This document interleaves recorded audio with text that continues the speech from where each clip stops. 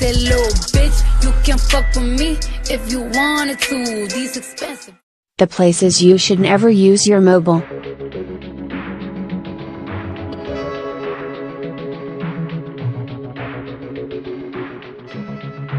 So great is their devotion to their technology umbilical cord that they will append the contents of their bag to locate a ringing phone. No matter that it's merely a restaurant reconfirming a reservation or a telemarketer requesting a survey.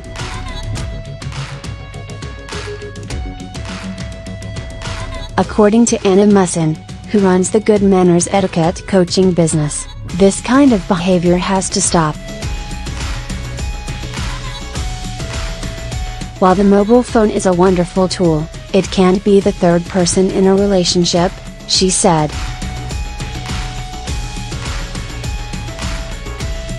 Today the greatest compliment you can give someone is your undivided attention because people aren't doing that enough these days. And Ms. Musson isn't the only one who thinks so.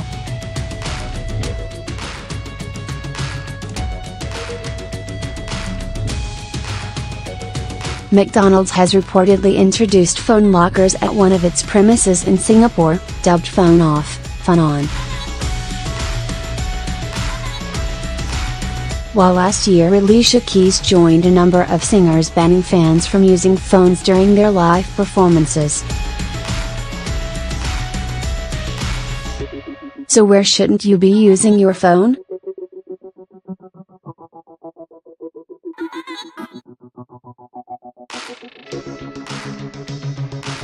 Waiting rooms and shops.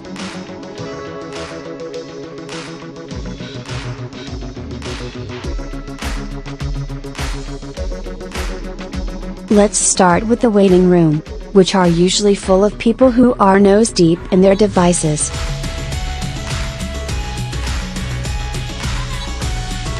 If you're waiting for a while and need to check your phone, then just make sure you are aware of your surroundings and look up from time to time, Ms. Musson said.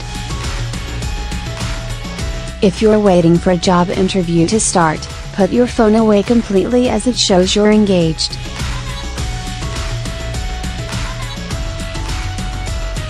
Unless you're about to be interviewed for a job, if you're in a waiting room it's fine to look at your phone, but be aware of your surroundings.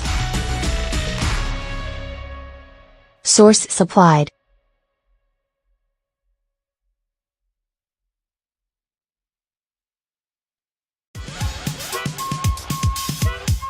Shops should also be phone-free zones.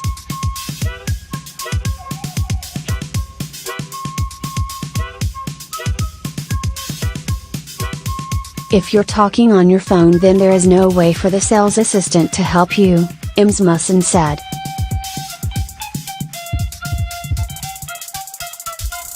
If you do take a call, leave the shop and come back in when you're off your phone.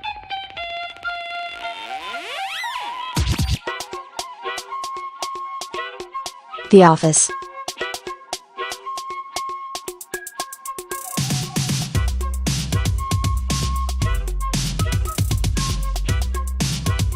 You may think you're being polite by putting your earbuds in while working, but it may be sending the opposite message.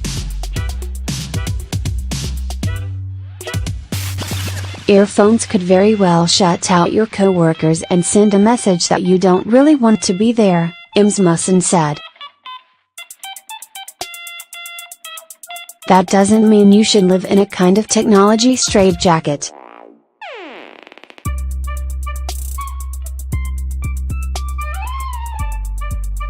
If you need to take the occasional personal call at work, you can, just be aware of others.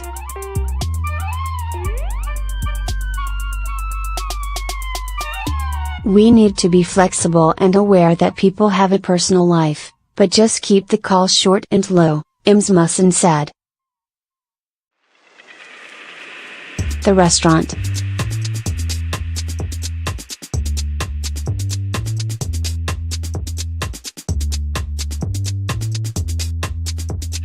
In most cases, barring an emergency, a phone on the table suggests you're holding out for a better offer.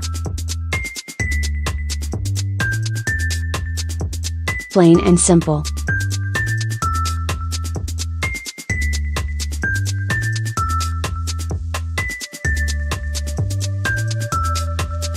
And if you're waiting for someone to arrive, don't sit there on your phone, Rasmussen said.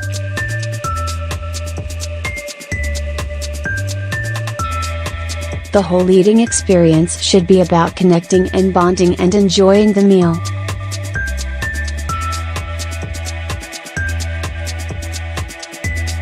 If you do receive a call you need to take, it's important to show your companion respect.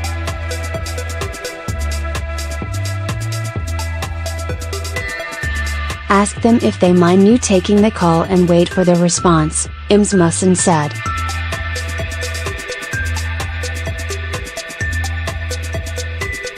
Or you could tell them beforehand that you may be receiving an important call and you may need to take it, which is so much more thoughtful.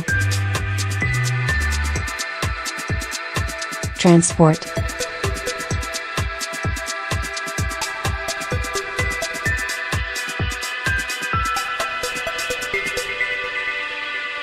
And whatever you do, don't relay your daily dramas to a packed commuter train or tram.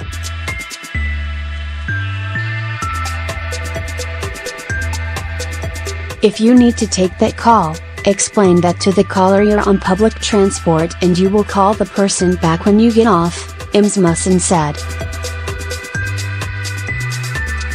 When you do call them back, it's best not to walk and talk on your phone in public.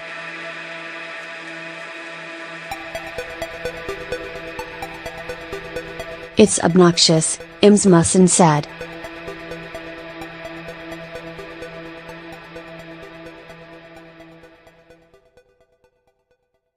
You shouldn't eat, drink or smoke while walking, and you shouldn't talk on your phone either.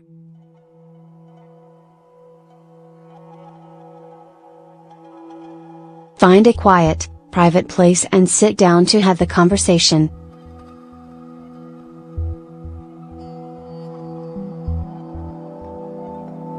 CEO of the Australian Mobile Telecommunications Association, Chris Althouse, agreed that our mobiles shouldn't dominate shared spaces.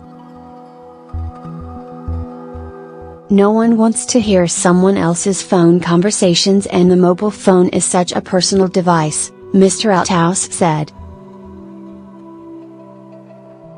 The thing to remember is just because your phone is ringing doesn't mean you need to answer it.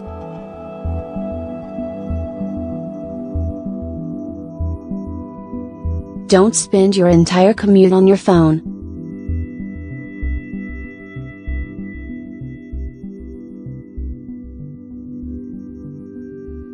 Sources Doc.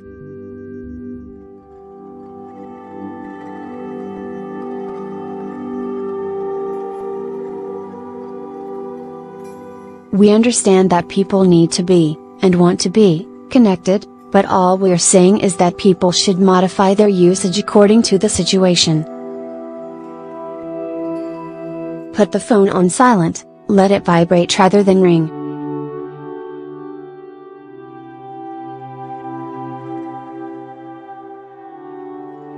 Or simply let a call go to message bank.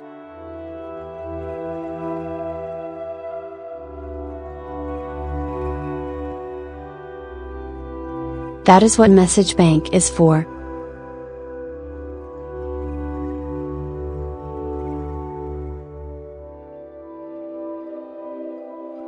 If in doubt about what to do, Rasmussen suggested putting yourself in other people's shoes.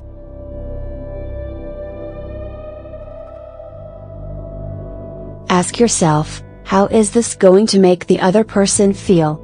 She said.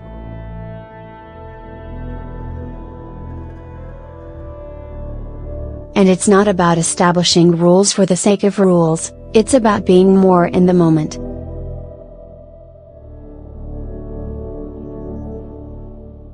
When I'm with someone, I want to be completely present.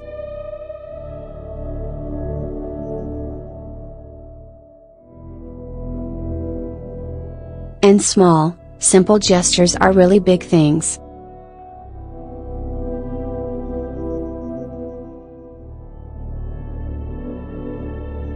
When not to use your phone, according to Animusin,